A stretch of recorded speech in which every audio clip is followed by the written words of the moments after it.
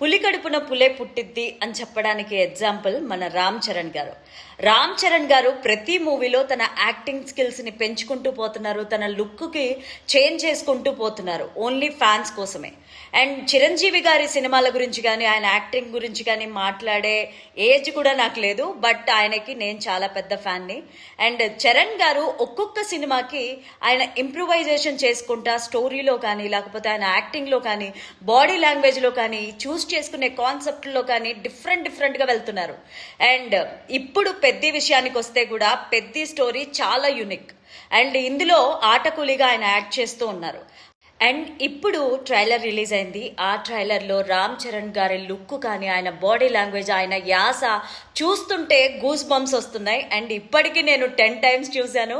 రామ్ చరణ్ గారి ఫ్యాన్స్కి అయితే ఫుల్ మీల్స్ అని చెప్పొచ్చు. సో రామ్ చరణ్ గారి లుక్ అద్భుతంగా ఉంది.